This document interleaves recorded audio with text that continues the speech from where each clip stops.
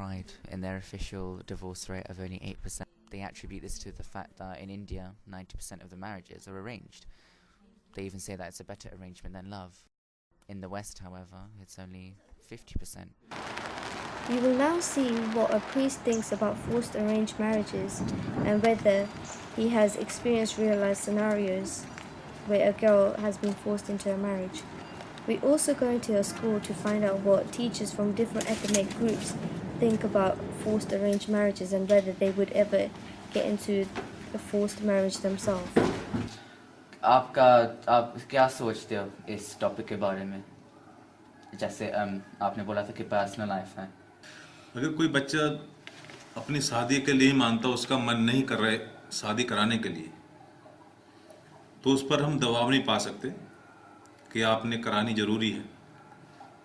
और गुरुमत में जो गुरु महाराज कहते हैं, कोई भी काम की जबरदस्ती करवाना एक गलत बात है. अगर अगले का माइंड नहीं मान रहा, उसका मन नहीं कर रहा है किसी काम को करने के लिए, चाहे शादी ही हो, तो जबरदस्ती माँ बाप करें, बहन भाई करें, तो जुल्म हो गया ना उसके ऊपर.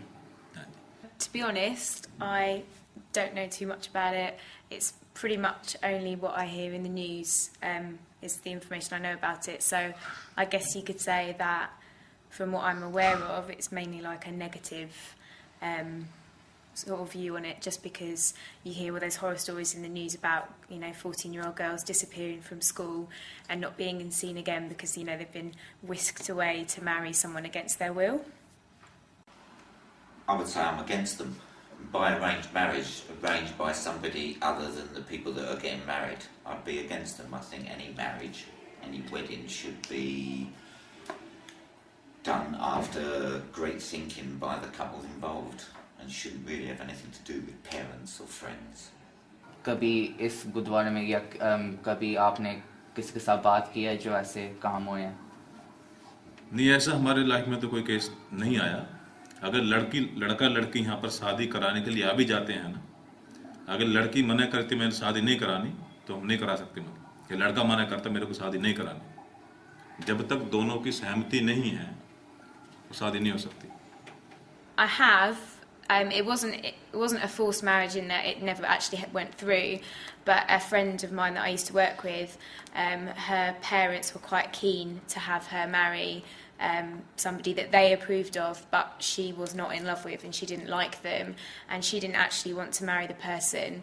But unfortunately her parents were quite adamant that they wanted her to marry this person, and it got quite nasty in that although they didn't say, you'll no longer be our daughter, it was made clear to her that she would not be in the family will if she did not go through the marriage.